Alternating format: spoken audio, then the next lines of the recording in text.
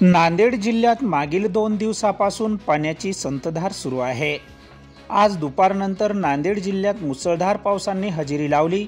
नांदेड जिल्हा आणि तसेच परभणी जिल्ह्यात सुरू असलेल्या नांदेड शहराला पाणी पुरवठा करणाऱ्या विष्णुपुरी धरणात पाण्याची आवक मोठ्या प्रमाणात वाढली आहे। विष्णुपुरी धरणात पाण्याची आवक मोठ्या प्रमाणात वाढल्याने विष्णुपुरी धरण 95% भरले आहे। दरम्यान विष्णुपुरी धरणाचा एक दरवाजा उघडला असून धरणातून 15,962 क्यूसेक्स वेगाने पाण्याचा विसर्ग होत आहे। विष्णुपुरी धरण पूर्ण क्षमतेने भरल्याने नांदेडकरांचा पाण्याचा प्रश्न मिटला आहे। तर विष्णुपुरी धरणातून गोदावरी नदी पात्रात पाणी सोडण्यात येत असल्याने गोदावरी नदीला पूर येण्याची शक्यता आहे। त्यामुळे नदीकाठच्या गावांना सतर्क राहण्याचा इशारा देण्यात आला असून पुढील 4 ते 5 तास नांदेड जिल्ह्यात मुसळधार ते अतिमुसळधार पाऊस पडण्याचा इशारा हवामान खात्याने वर्तवला आहे।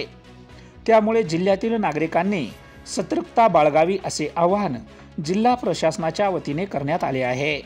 Bureau report GK news Nanded.